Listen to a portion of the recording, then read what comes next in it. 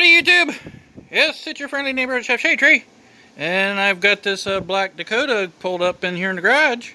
And I'm going to separate some scrap here. I want to show you what I do. Just thought I'd go over this and kind of show you what I do a little bit. Well, when you haul scrap, you got a full motor, okay? Now, like some guys will do, they'll just throw it in scrap and just go. Well, not me.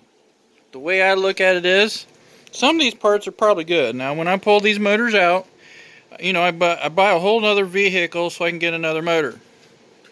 So what ends up being is, you know, it's got extra parts here, got an extra coil here, extra, this tensioner is good. You got an extra distributor, never know when you might need one. Probably never, but you know. And it's also got a probably good crank sensor here.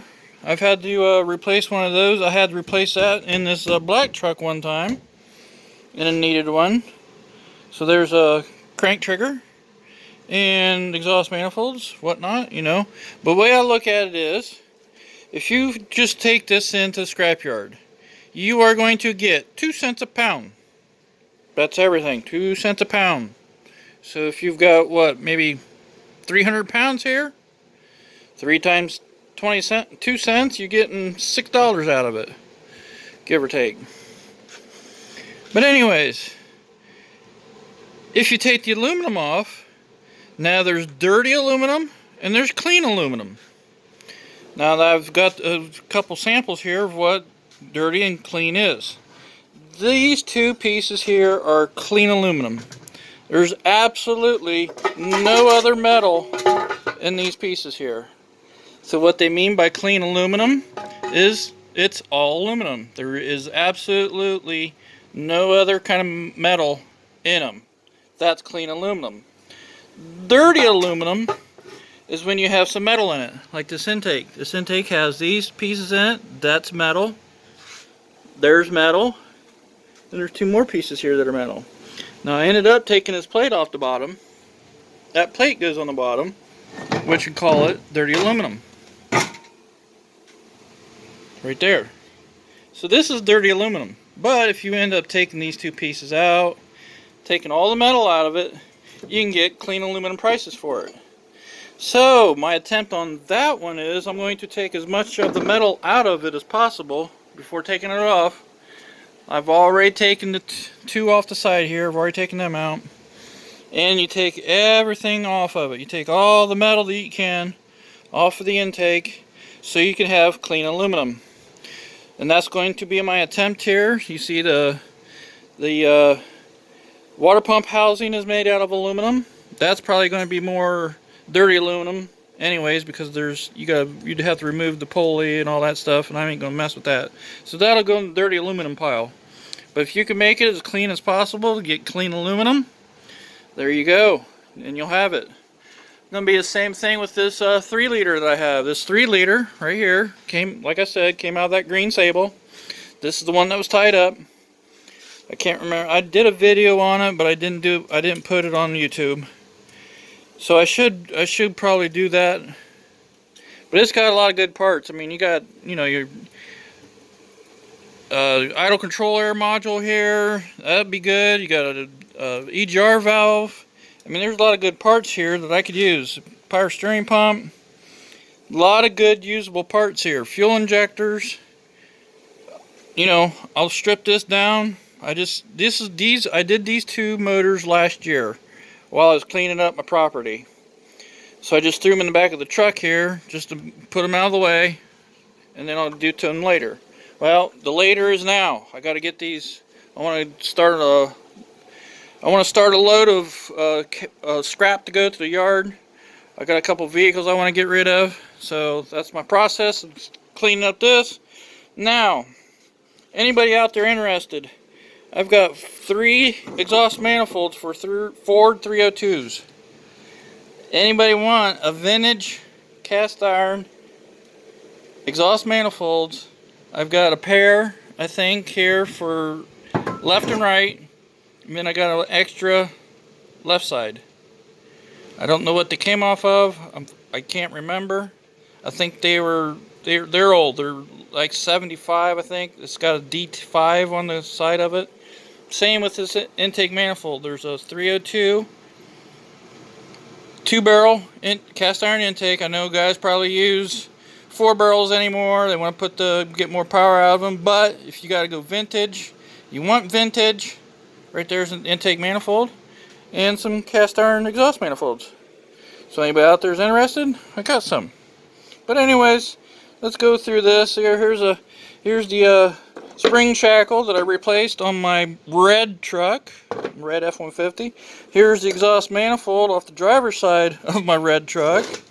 And then you never know when you save these. I save these rubbers because you never know when you get some ripped ones. So I keep them around just in case. But that's what I got going on. Oh, here, this is the fuel rail off of this 3.9 Dodge motor. I had to use I used a couple injectors off of it.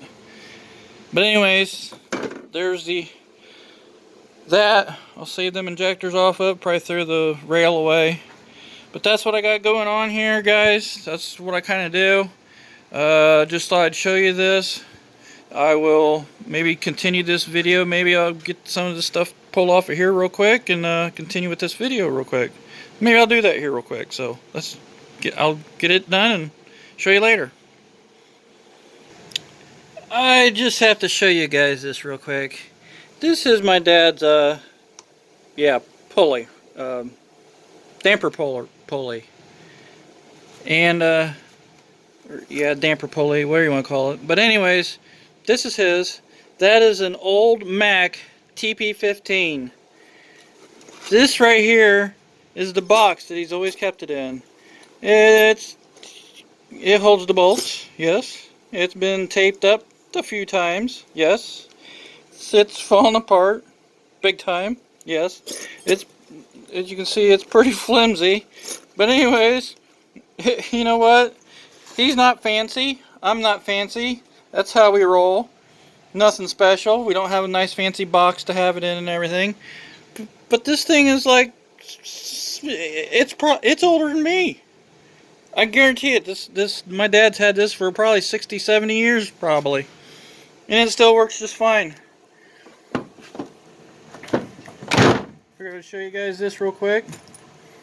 The sucker is old. Old as the hills.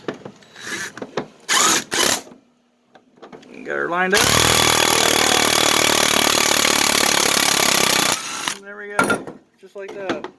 That sucker is been through everything. It's taken everything off. But yeah, that's an old Mack. If I can show it around here to you. Right there it is. See, Mack. TP15 USA. There you go. But anyways, I got this thing just about tore apart, and I'll get back with you. And I want to give you one reason why my dad keeps this in this box, in this shape. I'll give you show you one reason why. Because it actually fits in his toolbox in this corner right there. That's where he kept it at. It stays right in that spot all the time. It's the reason why he keeps it in that box. So yeah, no frills here, guys. Okay, everybody. There's this 3.9 Dodge motor all tore apart. All the aluminum pulled off of it. So like I said, if this weighed 300 pounds and it was 2 cents a pound, I'd get $6 whole out of it. But now I have created, I'll get it in here. I got 30 pounds of pure aluminum. And then that water pump right there, dirty aluminum, is 7 pounds.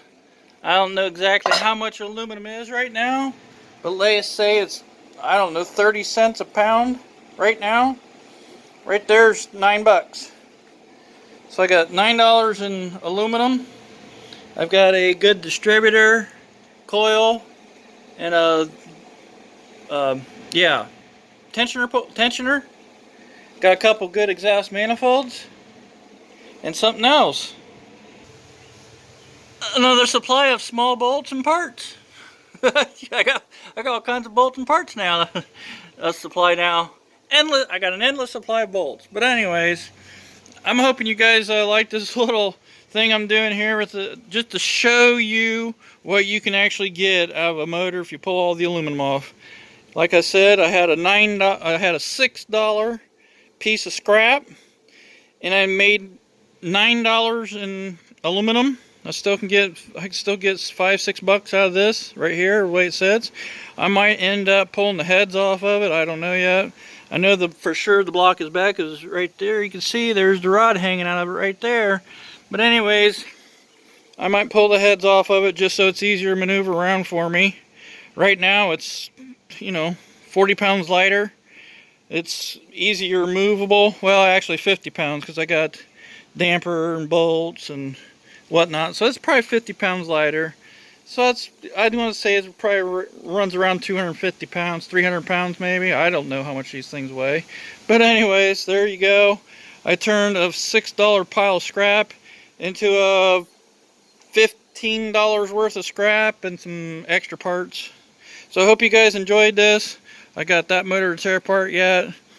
I ain't gonna worry about that one. There's all kinds of parts. There's less aluminum on that motor than there was this. I only have the intake, upper and lower intake. Well, there's probably a good 25 pounds right there in aluminum right there alone. And then I think the front cover's aluminum. So I'll probably get about, I might get about 30 pounds of aluminum out of that motor probably. But anyways, there we go. Hope you guys enjoyed this. This is Chef Shade Tree. See you in the next one, guys. Thanks for watching.